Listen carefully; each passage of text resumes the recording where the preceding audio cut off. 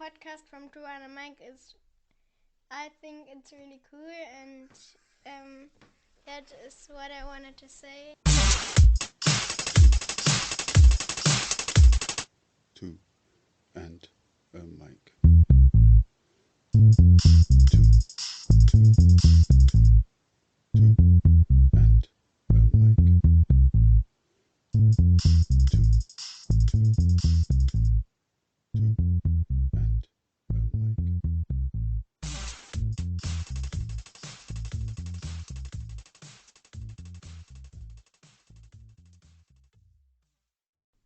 I thought I'd have a chat with Caragh, and I ended up with Caragh and Mike. And as you'll hear, they work so well together and are so much fun. It was a great experience for me. While we were talking, a couple of questions came to mind. One of which was, where are the role models? There is a need for more sports people from different sports to step forward and open up about their neurodiversity. So many people go out of their way to hide their neurodiverse label. If more people were to come forward, that stigma would dissipate. Society in general is quite unaware of neurodiversity. I know this from my own ignorance. There is a stigma attached to so many things that need not necessarily have a stigma attached. Stigma in this sense is a feeling that a topic should not be spoken about or looked at, and which therefore prevents a greater awareness of neurodiversity developing naturally. We discuss topics of a complex nature, about school, inclusion, discrimination, identity and acceptance. Some of the talk, as natural as it was for us, may be discomforting for some. If it is, I apologize. My podcast always aims to be inclusive, especially for those voices that do not usually get the amplification they deserve. Caragh and Mike are doing a lot together, and it's great to follow their progress, and I look forward to speaking with them both in 2023. Thank you, Caragh and Mike. It was a real pleasure to chat with you both. And for those who celebrate, Merry Christmas.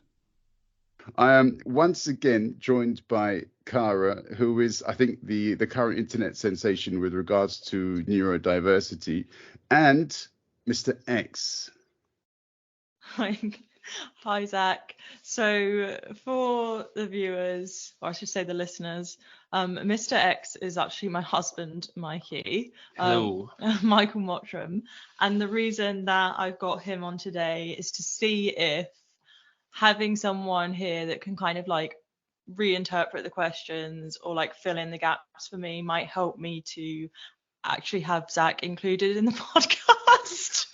Because obviously last time I had to like throw it on its head and like 2 in a mick became 1 in a mick, and then this time, I mean, it's now 3 in a mick, but like, or two in a guide. Yeah, 2 in a guide, Yeah. 2 in a mick and a guide.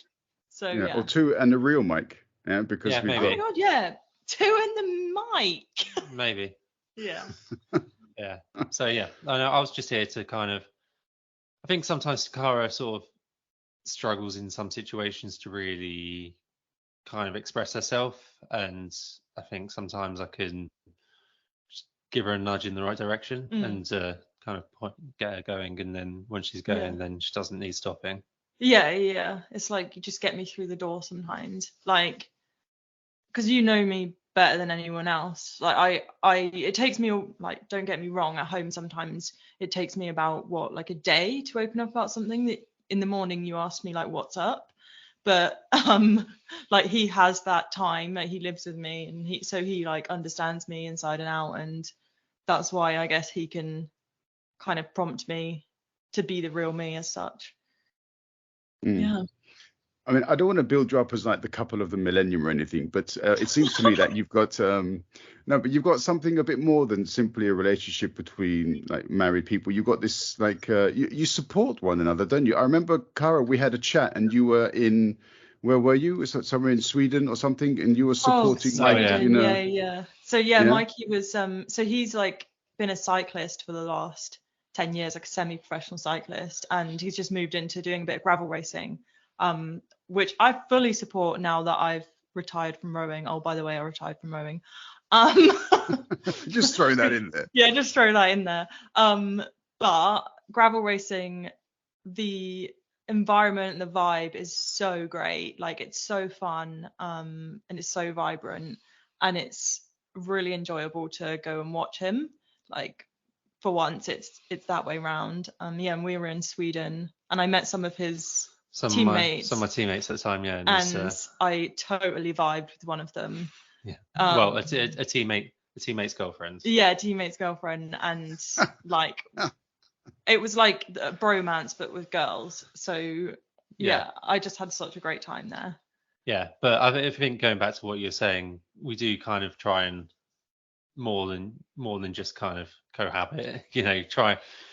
People often say we spend all our time together, and we do, but at the same time we enjoy it. So it's yeah, but you do like literally like 5 or 6 hour bikes where we're not together. Yeah. And I'll be sleeping at the time. Yeah, so. probably still normally in bed, so that's fine. Okay. Yeah. But I mean, you've also done a lot of time, as it were, watching Caragh either in races or training and so on. So it's nice when the boot's on the other foot, isn't it, so to speak?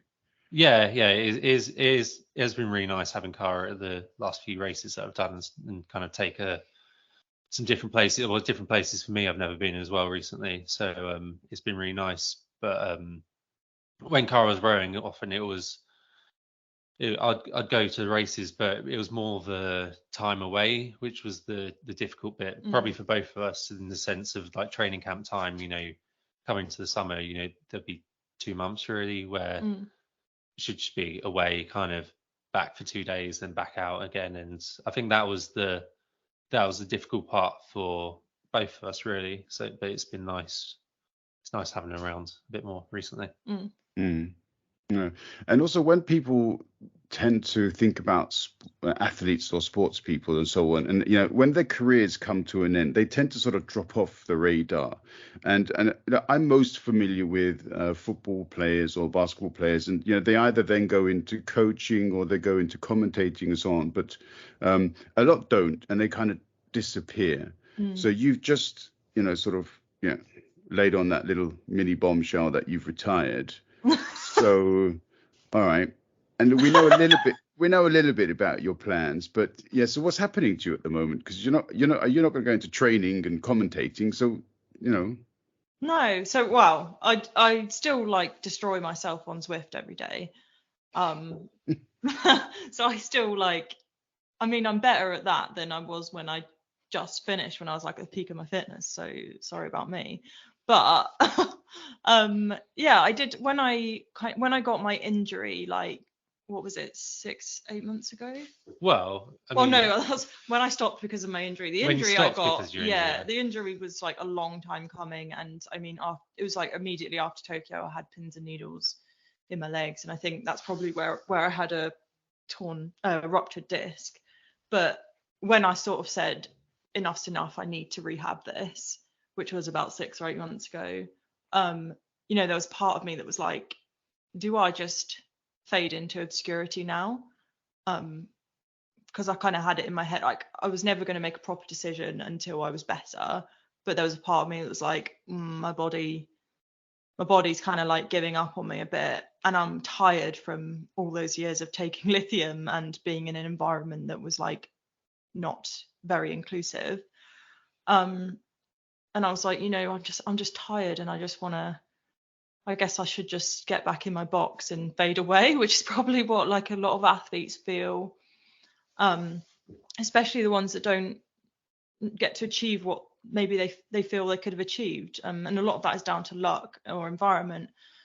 But I think because of the way that I am, in terms of I'm very much a problem solver and I don't let people stand in my way, which is part of the reason I spent so long almost like hitting my head against a brick wall at rowing. It was like one barrier after another, and I was like, I'm not going to let someone else take my dreams away from me. But they didn't get taken away, but they definitely got a little bit squashed.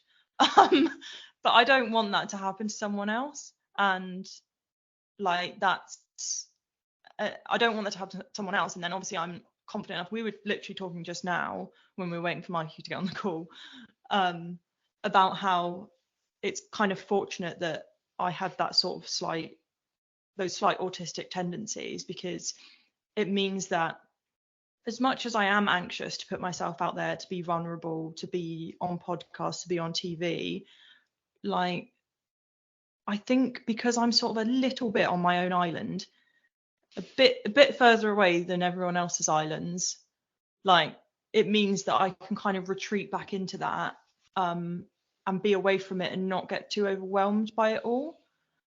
So I think in that way, it's kind of a good combination for me to be able to do this advocacy work and try and make a change. And yeah, so I'm sort of driven by, got those fortunate attributes, and then I'm driven by just this like need to make sure that no one else goes through what I went through. Like, during those 10 years, there were some horrific times, and I can talk about it and laugh about it now. I can talk about it especially because Mikey's next to me and he was there, but like, there's no way that should ever be allowed to happen again. No, it's funny for me because in the last couple of years, when Carah's been much more on top of everything and kind of things have made much more sense. Yeah, since the diagnosis. Yeah, since the diagnosis and everything, I've been like, you have an incredible story to tell. I know for me, it's always been a bit like, well, kind of one day she'll kind of tell her story, and I didn't really know if that'll be while she was rowing or not. And I remember speaking to a reporter around, or a producer around the Olympics, and there was like a radio station just wanted to do a friends and family thing, and I mentioned it because I knew Caragh wouldn't really mind, and I knew it was kind of all in confidence. And that producer was just like, "That's an incredible story. Can we can we get back in touch and stuff?" And was that Andy Moon? No, Oh, it was someone else. no. But yeah, and when she was ready, and I always knew kind of she'll have this incredible thing to tell. And it was when she stopped rowing, it was not disappointing, but when she was kind of like, oh, well, I'll look for this job, I'll apply for this job, sort of thing, and she was getting rejected or kind of just not getting very far with them or things, and it almost always felt like she was slightly underselling herself until it was a bit like, right, I'm going to forge my own path and go my own way. And I was like, yeah, like that will make sense now. That's what you should be doing. Well, it was also partly like dipping my toe into the neurodivergent community and speaking to a few people and getting inspired. So there's a guy that is the founder and CEO of Neuropool, which is a recruitment company for people with autism, I think, or maybe neurodivergence, but it might just be autism. But he himself has ADHD and autism, and he's like 27 and he's been a CEO for 3 years. So I was like, oh my God, like I've been made to feel like half a person for so long. Like, this is something to be shameful of, like it's a disability, and maybe it's not. And then that's what got the ball rolling. And yeah, now I'm like, okay, so that's what a single role model did for me. Imagine what having lots of role models, neurodivergent role models, could do for neurodivergent athletes. Like, imagine if I didn't feel so alone when I was an athlete, and so like wrong and different and disabled, but hidden. Like, what confidence that could have brought me.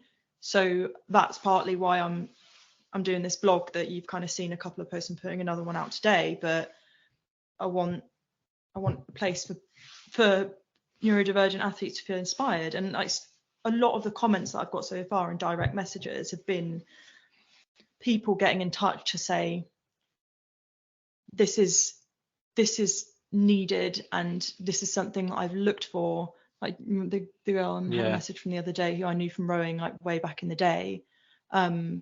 She was like, I'm a teacher and I teach like special education and educational needs students, like with like especially like ADHD and autism boys, and they kind of have this view that they can't be athletes even if they really like sport, because they've never seen an athlete out there, especially say like a football or something. So shout out to footballers who might be neurodivergent and want to be on the blog, but they don't have any role models. So they're like, okay, right, that door's closed, right, And she said she looked up on the internet because she felt so bad about it, and she did an internet search and there was nothing.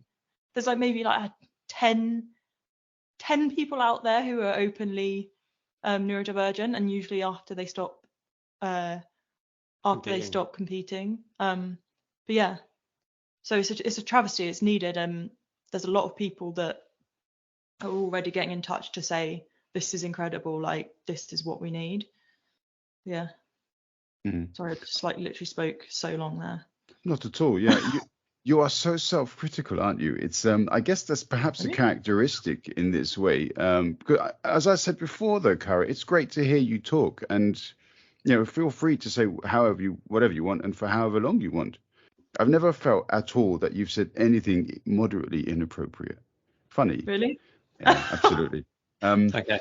No, I mean, you normally know when something inappropriate is coming, because she says it's something along the lines of, "Can I just ask you this one question?" And then that's when the inappropriate question comes the in. conversation we had with that guy the other day. Yeah. I can't say his name because I think it was something like at the end of the conversation. Then it was like I was burning. I was like, I needed to ask this question the whole conversation. I needed to ask it, and we were about to leave, and I was like, I just need to know. It's not even inappropriate. It's not that inappropriate. But she goes, "How do you get your hair so perfectly coiffed?" No, that wasn't the only question. I asked that one in the middle. Did you? Okay. I did want it to know that because he had a cycling helmet on before that, and he just popped it off, and his hair was like perfect. Anyway, so that was one of the questions. The other one was how old he was. Oh yeah, that was it. Yeah. I just needed to know. But yeah, so inappropriate question. It normally has a big sign on it with end of the conversation and can I just ask you this one thing? And there's all things I've built up during the conversation. Then you know it's coming. Yeah, those aren't bad, those ones, but there have been some like really inappropriate ones before. Like if someone's pregnant, I won't go into this, but if someone's pregnant or had a baby, that could be followed by some very inappropriate questions. She wants to know the details. I want to know. I don't want to know why. I want to know everything about it. How it works. And then I'll store it in my encyclopedia in my head. I mean, you could put that down to natural curiosity, I guess, but yeah, no, fair enough. Micah, you've been familiar clearly with autism, ADHD, and some of these other neurodivergent, shall we say, characteristics. But I haven't. So I've heard of autism and these things, but I haven't necessarily been had such a long time to familiarize myself with them. But since being informed and having my eyes opened by Caragh, I see neurodiversity everywhere because I follow what Caragh has allowed me to see, should we say, on LinkedIn or with her blog. So when she's liked something and then I go in and I read it, I say, that's cool. So then I go and like it and I start following these people too. However, I think there are lots and lots of people who are like me pre-Caragh, if that's possible to say, who are not at all aware of this this part of society. Yeah. I mean, how was that sort of initial introduction for you? Because you were obviously far closer to the issue, as it were. Yeah. Well, I mean, it's probably quite difficult to say in the sense that I've been on the journey with Caragh because she was diagnosed. She was misdiagnosed when I knew her, and she was only diagnosed when I knew her. Like, so I knew she had autism probably before she had it. Before she knew she had it. Sorry. Like, I don't know if she told the story, but effectively, like, she'd had her bipolar misdiagnosis, and there was through a period in end of 2018, she was really struggling just with day-to-day things and training and everything. And I was driving, I was listening to the radio, and this person came on, a girl like in her 20s who'd been misdiagnosed with bipolar and had autism. And I was like, that is Caragh, like 100% that is Caragh. And it kind of set the ball rolling. And I think for me, it's just people with autism, it's just slightly different, and kind of just all it is not what you'd expect. And if we all think back in our heads, like, we all know those people, we all know them, and unfortunately they're often the kind of slightly strange outcast, at school or at work or something.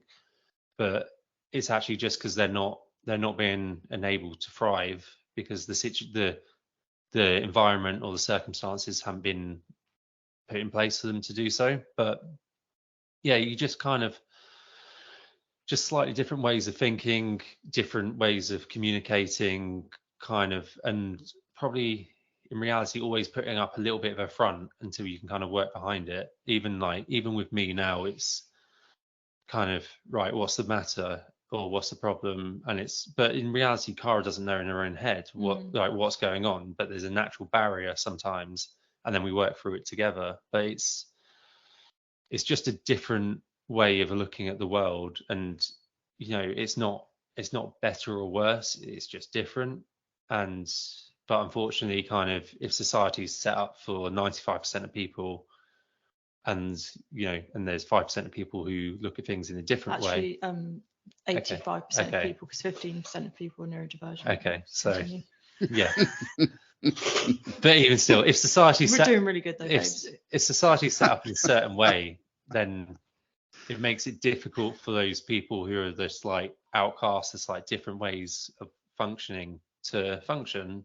And I suppose the difficulty on top of that is that every autistic or neurodiverse person with neurodivergent person, sorry, has a different way, is slightly different, and so kind of it's very difficult to make these things, which is what it's all about, kind of understanding and making each individual person, like person-centered is the way to go. It's not like you should deal with any neurodivergent person like this. It's just have open minds. Like, don't put people in boxes, don't have preconceptions about people, just get to know them, get to know what they need, and get to know what they can give you. But I suppose it's kind of having that person-centered approach, then kind of, if you open that up to everyone, the whole of society, what's possible. And I know like resource is always limited and that's not easy, but kind of, if you think me and you day to day, we kind of, we don't do certain things because like we want to do them a certain way. We do them because society says we have to do them a certain way, or kind of have to. Whereas if we could do things in exactly the way that suit us, then maybe, productivity could be far greater. And like, who's to say that people who don't necessarily classify as neurodiverse, that's what neurodiversity is encompasses everyone's behavioral differences and differences in neurology. So like every single person is different, not just neurodivergent people.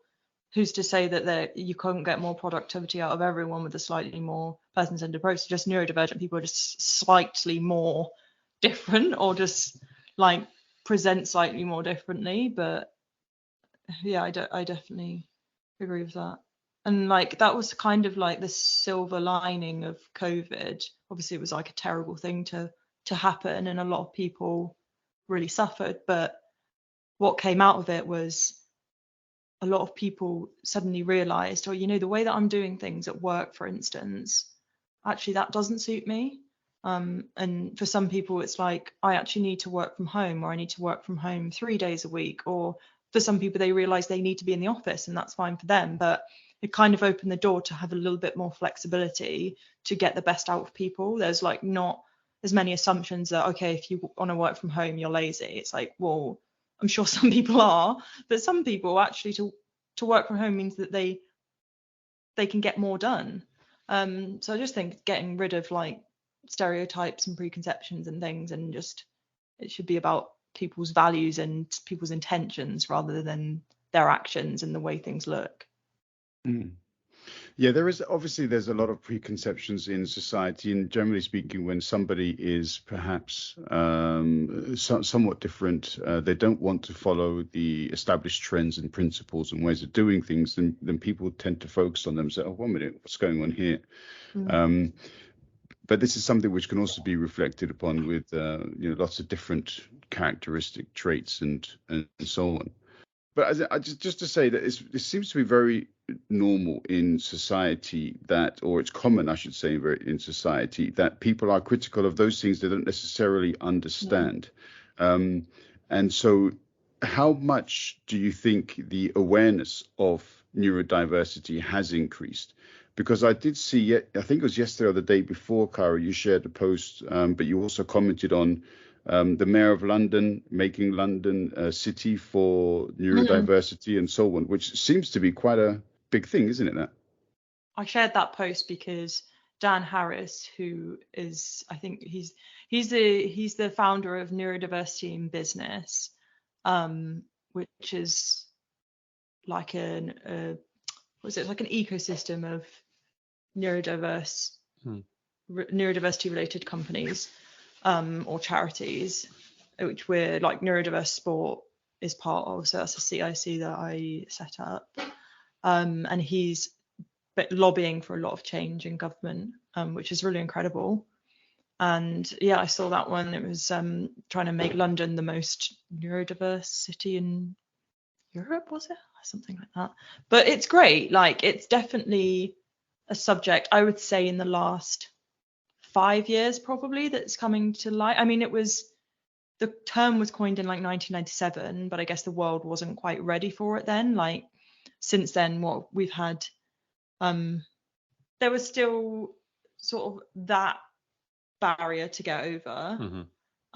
Like, before that it was race, before that it was gender, and now it's coming back to gender almost with the what is gender, what is sex.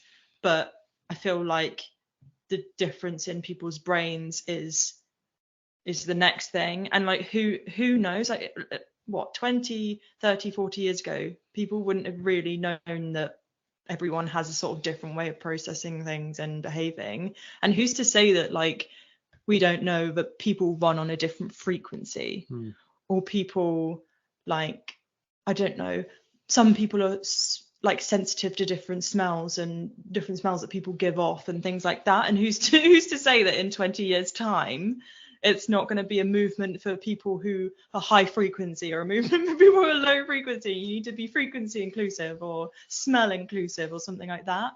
But like, it's all about progress, isn't it? And making sure that everyone can live their best lives and also contribute in the best way. I don't think it's like hedonistic. I don't think it's like, no movement is people trying to be the best or get something better than anyone else. It's about them trying to have an equal footing so that they can contribute to society and help society move forwards and prevent more of the sort of like the more negative things from happening. Yeah, I think getting awareness and inclusivity for the cause is important, and it is getting there. But I think you're always going to require those role models for it, because you're not going to kind of be sympathetic with it until you know someone who's out, like, who's neurodiverse and stuff, because the nature of it is you're the person who doesn't fit in with society, really, because that you have a different way of thinking. And going back to what I said, it's that kind of, it's really sad, but it's that weird child at school, and we all know someone who at school was the weird kid. I wasn't a weird child though. Okay.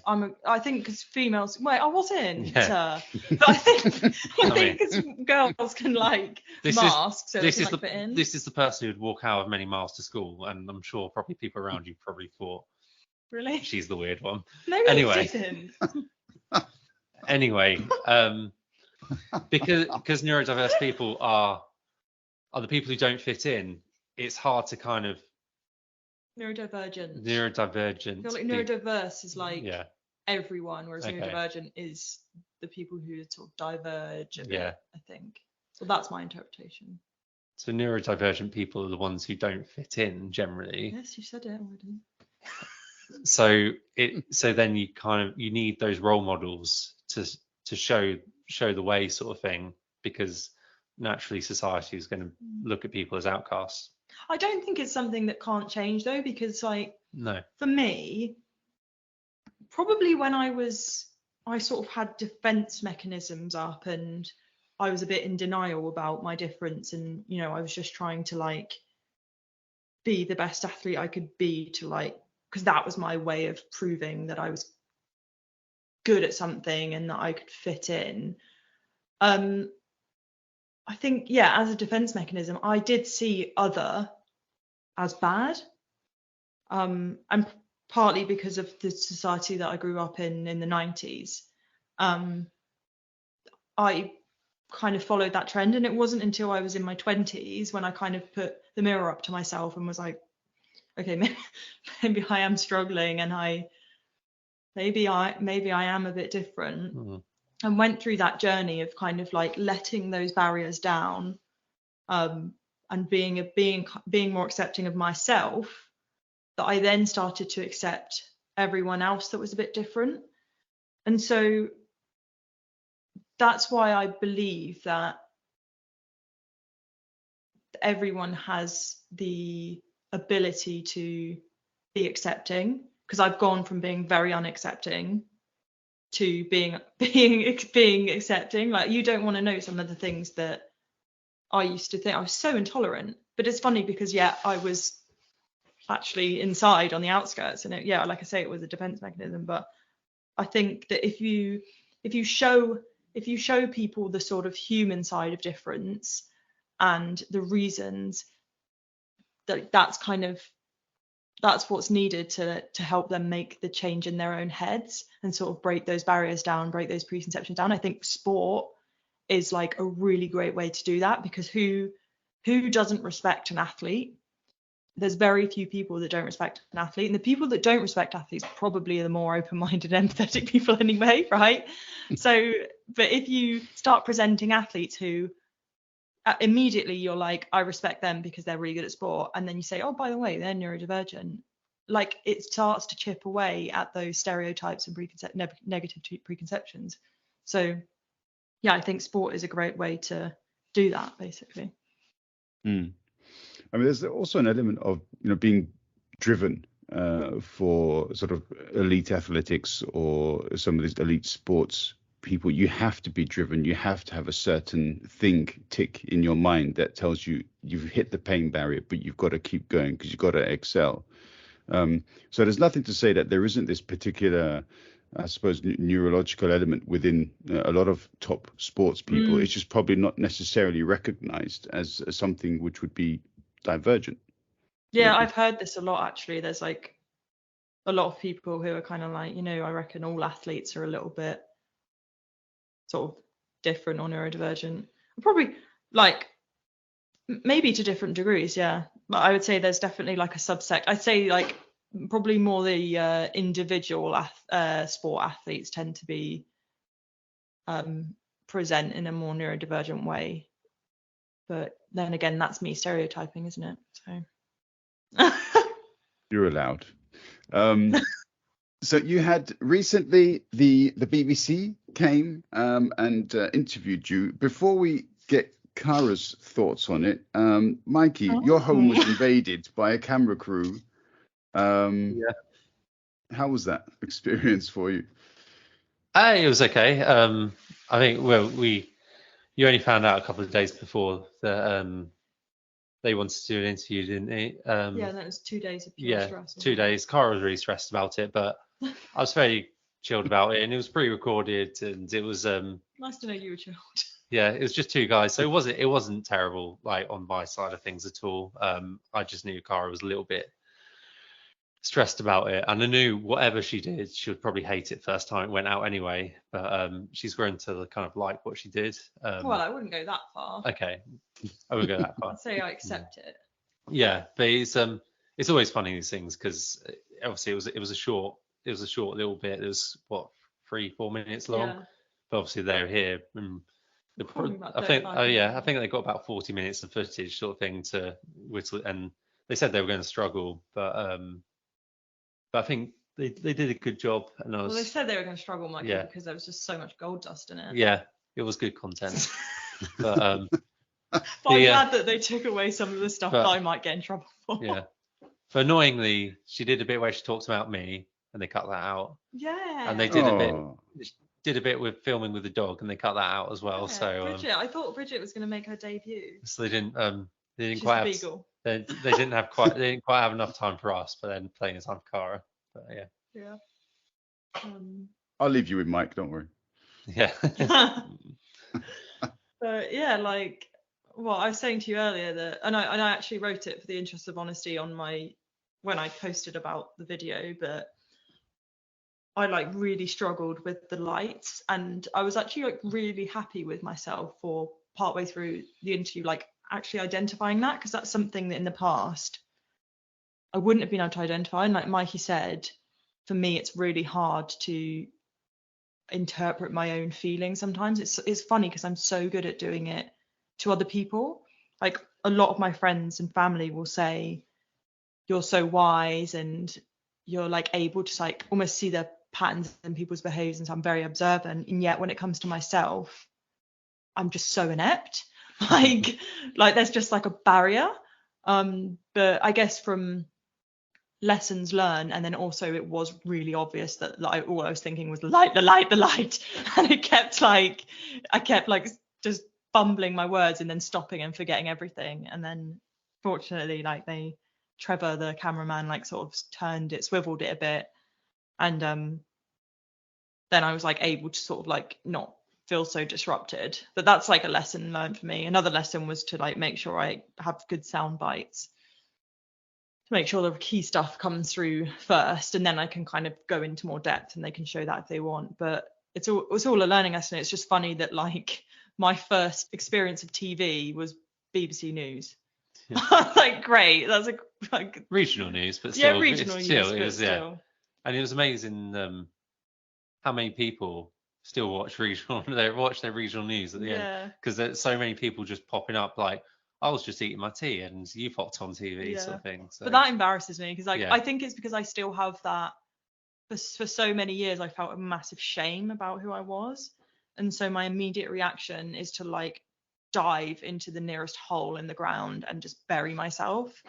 But like I have to take a moment to think like, no, you didn't do anything wrong. There's nothing to be ashamed of.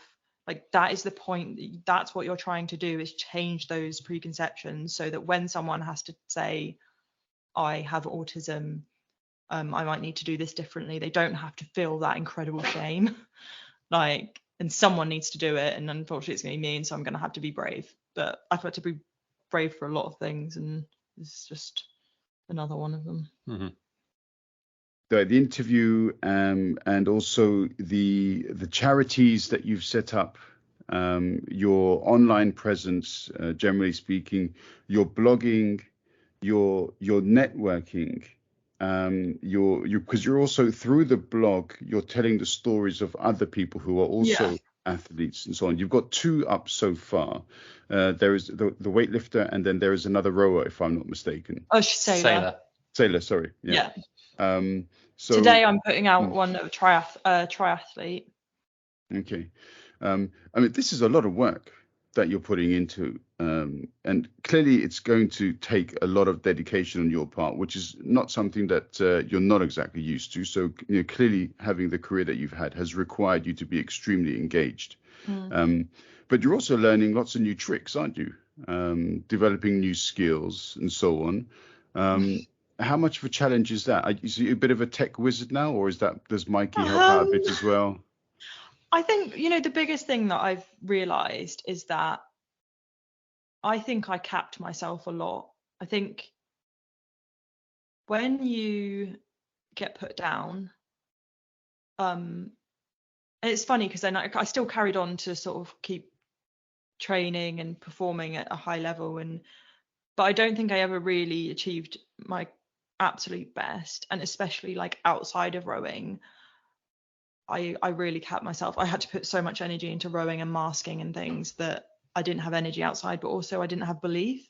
Like I thought I was incapable. I literally said to you yesterday in the car, I was like, Mikey, I think I'm smarter than, I know this sounds really big-headed, but I was like, I think I'm smarter than I thought.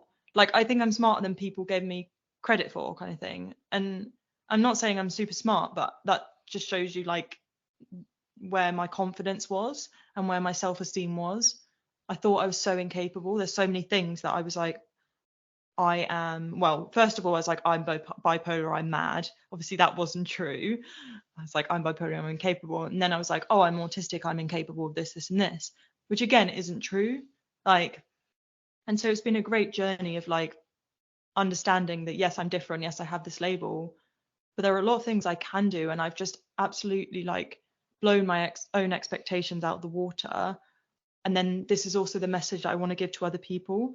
Like, if you don't feel that you have I genuinely believe everybody has a superpower. And there's a lot of like neurodivergent and autistic people that say, don't spread that message because I'm not good at anything.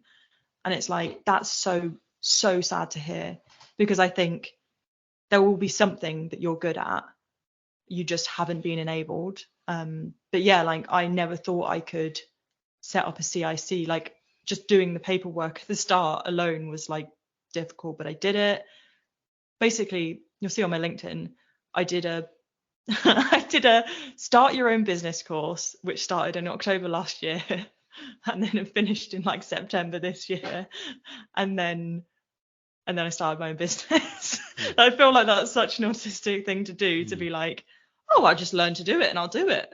But yeah, like, and then like you said, there's lots of things I'm learning on the job, which inevitably means I make mistakes that people see, which is really hard for me to deal with. But I'm trying to like be accepting of that. Like the captions mistake that I was talking about earlier.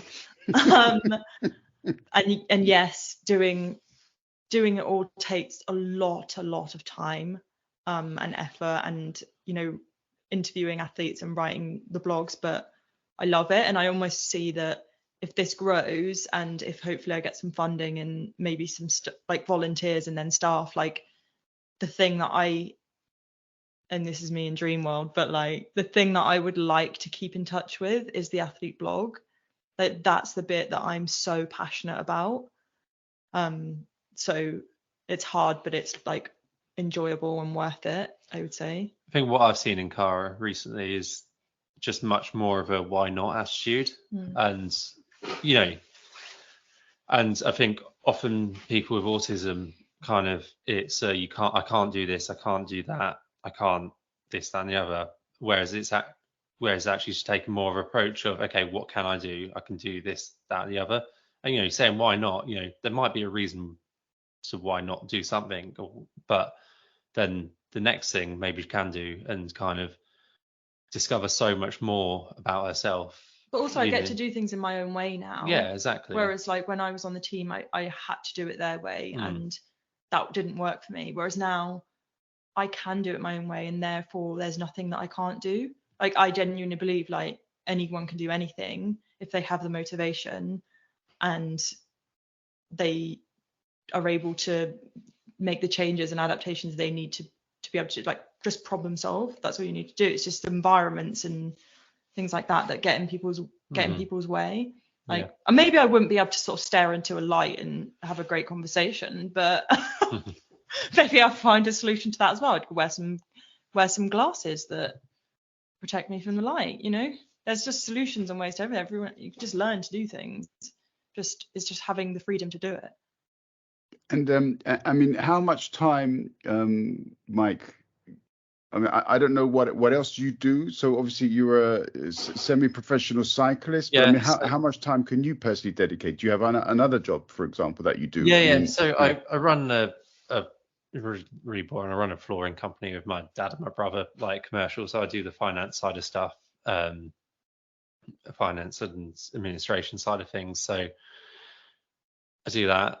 And then obviously I do my cycling. And then I what I sort of say to Caragh is sort of tell me what you want me to do. And I think at first found it a little bit difficult because it was sort of like, I want help, but she didn't really know what she wanted help with. Yeah. Whereas and also like I've got so much going on in my brain that it's like it almost takes me more effort to say it than to just keep it in there and do it myself. Yeah, but even just just saying a couple of the problems, and like simple things like making a survey, you know, make it like helping the website, bits and bobs like that I can do to But help. so, yeah, because I was just, for instance, with the survey thing, it was at night and I was like, I have so much on my mind. So I just almost download the thoughts onto my phone and the notes section. And I knew exactly what I wanted to write in the survey. But then the next day, I kind of give it to him. So he's got everything that he needs to write, but he just inputs it. And that in itself is really helpful for me. And then also similarly with social media stuff, sometimes I'll write the blog, I'll write the post, I'll get the photos, I'll get everything, but just navigating, putting it onto the computer, sometimes it just like it's hard to describe the way my mind works, but it's like an aside that's annoying. So like it's like a break in my chain of I'm doing stuff, I do this, I do that, I do it. And it's like, oh, that's really annoying that I have to take time aside to then put that online. And I found that he can really help me with that. So I'm like, I've just finished that. Okay, Mikey, do what you need to do with that. I'm on to the next thing. We've got a board in our like office and school, like the stuff about the charity is about the CIC on it, and there's two little columns that say Mikey and Caragh for jobs to do. And often I'll turn up and there'll just be a new list of like Mikey jobs. I'm like, hang on. hang on. Where did this come from? And admittedly, the Caragh list is longer than mine. Very long, isn't it? At the moment, you've got one thing on the list, please. But still, it does just pop up, and sometimes it's a sticky note on your computer screen. Yeah, that's it as well. And if I haven't paid attention to it, it gets put on my computer screen or my keyboard. And Oh, that must be so amusing to come in and see these things. Yeah. Luckily, Mikey's like very laid back, I would say, and we joke that he's like a square, a grey square. And then I'm like, what do you say? A colourful, what did you call it? An amorphous blob? Yeah. That always moves. Something like that. But then together, it's like the perfect combination. We just balance each other out. Something like that, yeah. Yeah, all right, fair enough. At this point, Caragh, have you already begun doing all the things that you want to do? Or are there still pieces of thread in your head which remain sort of untouched? Oh, there are lots of ideas that I have. All right. But I'm not so disorganized in my brain I'm not so unrealistic that I can't prioritize. I think for some people, especially people with like ADHD and potentially high functioning autism, I know a friend who's like, he's great, but he has so many ideas, like 15 businesses on the go, but he can never quite finish one. Whereas like I'm like, oh, I've got just about enough wherewithal to understand that I can't move on to my next thing until I kind of have to do things in order. I have to finish things. So I feel fortunate about that. But sometimes I get a sense of panic because I'm like, oh, I need to do this. I need this idea needs to be out in the world. And it's so funny because, sorry, it just made me think then. I was like, can I believe that I've just been literally in a metaphorical prison for 10 years and thought, like I said, I thought I was so stupid. But then I've come out and now I'm free and I've got so many ideas that I know will help other people. And it's just crazy that you can feel that way, but be something so entirely different. Even that in itself, like I want to make other people understand that too. But yeah, I could tell you the ideas, but at the same, they're like gold dust, so I don't really want anyone to steal them. I think at the moment the priority is like getting the word out there and getting people's stories out there, and kind of good or bad stories, kind of good or bad experiences. I can give an example of an idea that I'm not protective over at all, because I think it might require like partnerships, other people to almost like make it happen.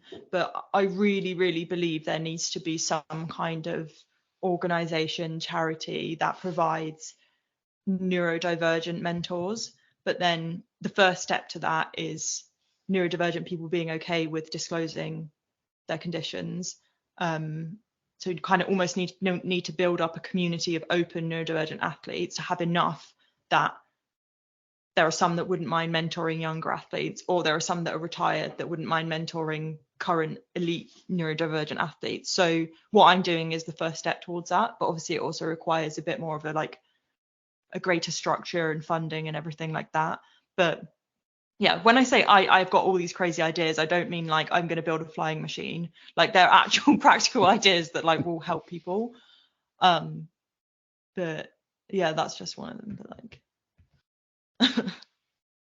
Yeah, no, I wasn't at all trying to get your crazy ideas out and revealed Trying to to the steal my world. ideas, Zach. Never, no, I hadn't even Please. thought about it. Please. But yeah, no, Wait, I can I just say, as an aside, Please. the BBC in the BBC interview, they went and panned all over my board, didn't they? It's lucky there wasn't anything that was I needed to put confidential on there. Luckily, I hadn't updated it in about 2 weeks. But sorry, carry on. Probably means there's a list of incoming jobs for me though, doesn't it? That's something to worry about. Yeah, fair enough. All right. Yeah, I mean, how do you feel about that, Caragh? Because for me, I think we had, I think productive, interesting, amusing conversation, informative and insightful as well. How did you feel about it? This conversation now? Yeah. Yeah, good. I don't feel like I need to actually go back over it and edit it like last time. But you will. No, I don't think I will. No, really? I think I might. I don't think I'll even listen to it back because I'm quite. Maybe listen. Really? I don't know. Well, I just feel like that's just asking me to tinker with it, which I shouldn't. But also I just feel a lot more comfortable having. It's like, again, it sounds really offensive to you, but just having Mikey here. Yeah. I think as long as it felt like it had enough sort of direction and stuff, but like if you kind of feel that it's sort of, then it's yeah, because the first two had no direction, right? I mean, that's no. I'm twisting your words deliberately. Totally direction. Yeah, that's good then. Directed. Yeah, directed. Yeah, I thought that was fine, but that's what I feel like. I haven't obviously filled you in on this because it would be funny to like tell everyone what happened. You were like, okay, so episode 2, you'd written that we should do this, and this, and just before we started recording today, and I was like, oh no, that's in the bin, we're not going to do that. And Mikey was like, Caragh, he's probably prepared for that. But so whilst recording, I'll just let you in on my idea, which is that these podcasts can be what you originally intended them to be before I tried to completely structure it, which is just chatting about like where I'm up to, what I'm doing, and then potentially just like then I can sort of like pull out some of the stories from the past. But I feel like that would be a much more natural and positive way to use them, hopefully, and then we can keep including Mikey. Mm-hmm. And that means that then you get to have more of a say in your own podcast, which what a treat. It's always nice. What a treat for you. You don't just have to do an intro and an outro. Yeah. I did feel bad about that, but at the same time, it was fun, I have to say. And I mean, not just that podcast, but also all of your other blogs and the BBC interview as well.